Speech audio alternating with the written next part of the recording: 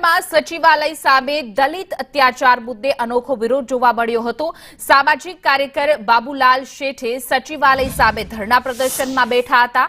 બાબુલાલ શેઠની માંગણી છે કે દેશભરમાં એટ્રોસિટી એક્ટની કડક અમલવારી થાય। મહત્વનું છે કે છેલ્લા 10 વર્ષથી બાબુલાલ શેઠ આ લડત ચલાવી રહ્યા છે, જે સાયકલ પર લાઉડસ્પીકરથી પ્રબોધન કરી લોકોમાં જાગૃતિ લાવવાનો જે છે તે પ્રયાસ કરી રહ્યા છે છેલ્લા ઘણા સમયથી।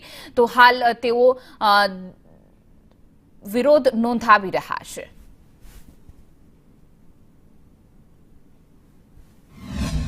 દરેક જગ્યાએ દલિતોના કુવા અલગ હોય છે, એમના વાળ કોઈ કાપતું નથી, એમના સ્મશાન ગૃહો અલગ હોય છે, વરઘોડા પર બેસી શકતા નથી, મૂછ રાખી શકતા નથી। એક માનવ અધિકાર તરીકે જોઈએ તો આ ખોટું કહેવાય કે દરેકના હક આપ્યા છે। તો આની એક મારી રજૂઆત છે, હવે પૂરું ના થાય તો કમસે કમ હળવું થાય, એની સામે એટ્રોસિટી કે એનો તરત અમલ થાય એવું ઈચ્છું કે જેથી આ હળવું થાય, એને હલ કરવા માટે હું પ્રયત્ન કરું છું।